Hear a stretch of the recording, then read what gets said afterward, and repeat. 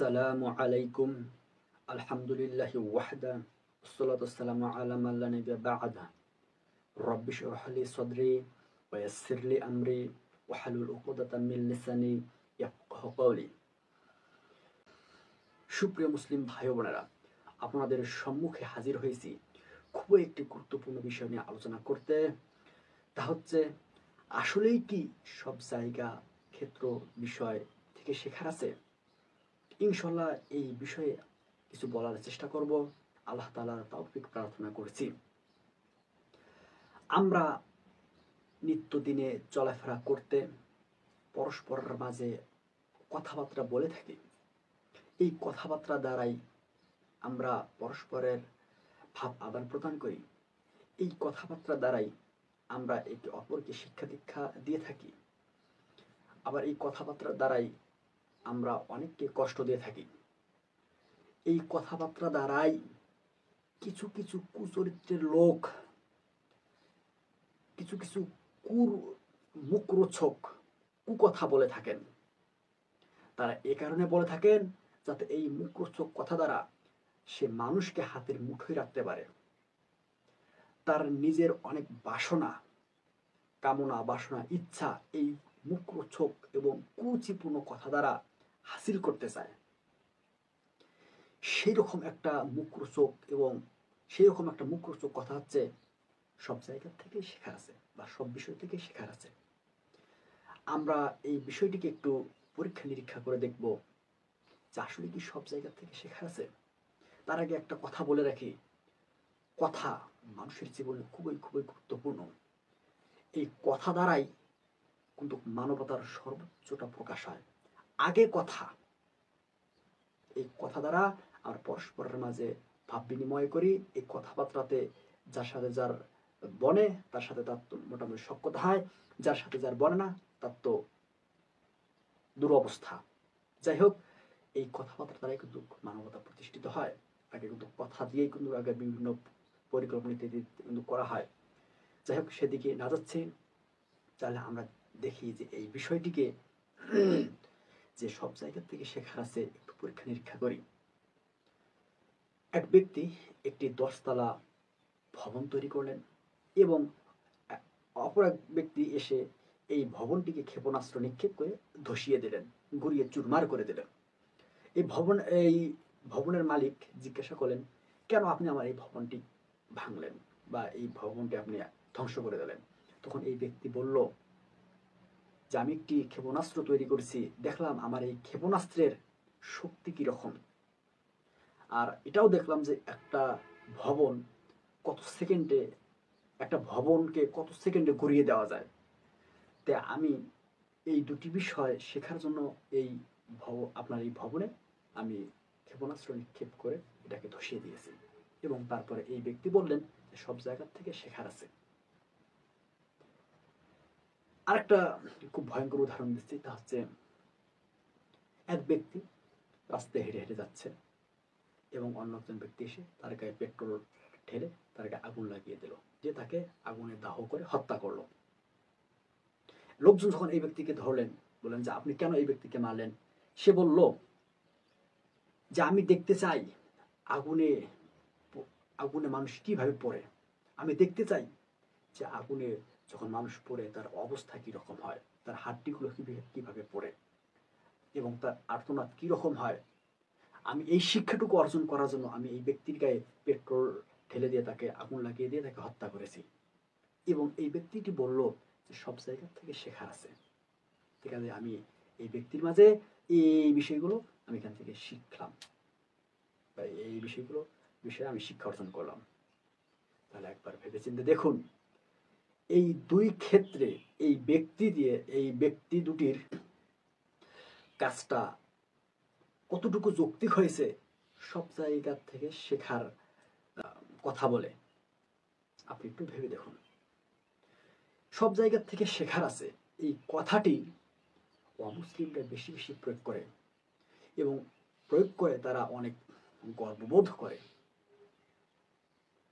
আমাদের বাংলাদেশেও এই কথাটি এখন বেশি বেশি বলা হচ্ছে। বাংলাদেশের সহশিক্ষামূলক প্রতিষ্ঠান, অর্থাৎ যেখানে ছেলে মেয়ে উভয়ে পড়াশোনা করেন অশ্লীলভাবে, সেই সহশিক্ষামূলক প্রতিষ্ঠান সমূহের, বিশেষ করে বিশ্ববিদ্যালয় সমূহের শিক্ষক শিক্ষিকা, তারা তাদের ছাত্রছাত্রীদেরকে এই কথাটি আর বেশি বেশি শিক্ষা দেয় যে সব জায়গা থেকে শেখার আছে। শিক্ষকরা তো বলে তাদের তাদের নিম্ন মন মানসিকতা প্রয়োগ করার জন্য, তাদের বিভিন্ন স্বার্থ হাসিলের জন্য। আমার বুঝে আসে না যে বিশ্ববিদ্যালয়ের সময়ের শিক্ষিকারা এই কথাটি কেমনে বলেন যে সব জায়গা থেকে শেখার আছে। একবারও ভাবে না যে এই কথাটির আকপিস প্রভাব কিরকম হতে পারে। ধরুন কোন শিক্ষিকা বলল যে সব জায়গা থেকে শেখার আছে, ওই অবস্থায় একটা পিছন থেকে একটা 20-22 বছরের বয়সী একটা যুবক ছেলে এসে এই শিক্ষিকাকে বিবস্ত্র করে তারপর বুঝে নিয়েন, তারপর বলল যে আপনি তো বললেন ম্যাম সব জায়গা থেকে শেখার আছে, আমি আপনার কাছ থেকে শিখতেছি যে এই বিষয়ের মজাটা কি রকম, এবং আপনার কাছ থেকে শিক্ষাটা নিয়ে আমি পরবর্তীতে চিন্তা ভাবনা করবো যে এই বিষয়ে আসলে কিছু করা যাবে কিনা। বলেন তো এখন বিষয়টা কেমন হবে? বেশি ভেঙে চুরে কিছু না বললাম, বলেন তো কেমন হবে এখন বিষয়টা?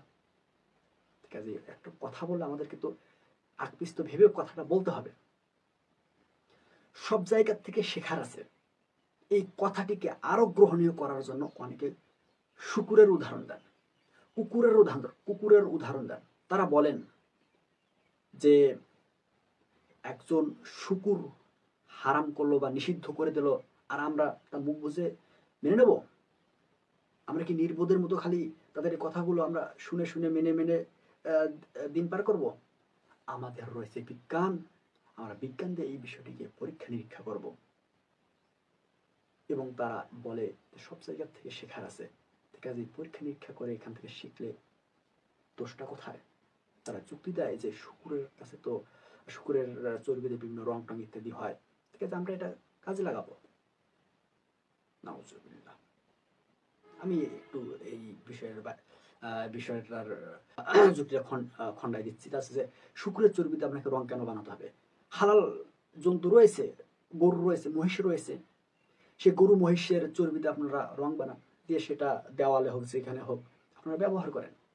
আপনাকে শুকুরের কাছে গিয়ে কেন, শুকুরের চর্বিতে কেন আপনাকে রং বানাতে হবে? যাই হোক, তারা এই বিষয়টিকে, অর্থাৎ সব জায়গা থেকে শেখার আছে এই কথাটিকে গ্রহণ করার জন্য তারা এই উদাহরণ দিয়ে থাকেন। আসলে কি সব জায়গা থেকে শেখার আছে? এমন এমন বিষয় রয়েছে যে বিষয়গুলোর কথাবার্তা কাজকর্ম চিন্তাতেই নিয়ে আসা যাবে না। শেখা তো অনেক দূরের কথা। কোনো ছেলে তার মায়ের সাথে জেনা ব্যবচার করে যদি বলে যে এখান থেকে শেখার আছে, কোনো পিতা তার যদি নাবালক মেয়ের সঙ্গে জেনা ব্যবচার করে বলে যে এখান থেকে শেখার আছে, আউযুবিল্লাহ, বলেন তো তখন অবস্থাটা কি হবে? আর কোন বিবেক সম্পন্ন মানুষ এগুলো করতে পারে? সে তো মানুষ না, সে তো পশু হয়ে যাবে। তাহলে কিছু কিছু বিষয় রয়েছে যে বিষয়গুলোর কথা চিন্তাতে নিয়ে আসা যাবে না, সেখান থেকে শেখা তো দূরের কথা। আপনি নয় মা ছেলে, তারপর হচ্ছে বাবা মেয়ে, এদের মাধ্যমে নয় আপনি নয় বংশ বিস্তার না করলেন, শুধু দু একবার, তাতে কি বিজ্ঞান ভিত্তিক ক্ষতি হবে? কি হবে? কাজেই সব বিষয়ে বা সবখান থেকে শেখার আছে এই বিষয়টা মানা যাবে না।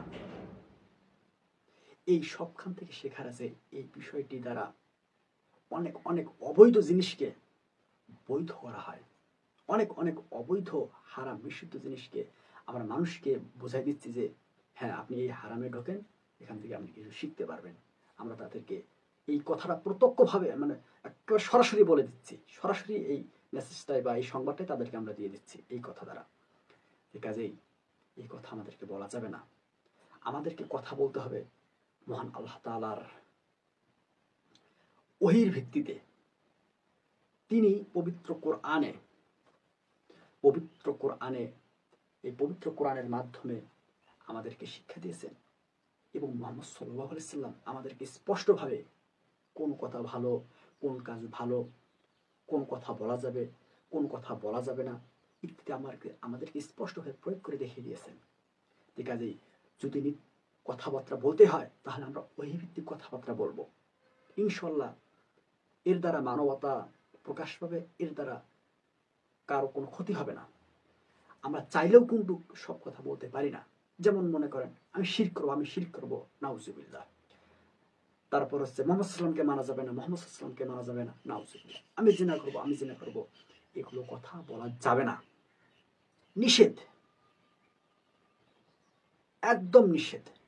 ঠিক আছে, আমরা চাইলেও কিন্তু সব কথা আমরা বলতে পারবো না।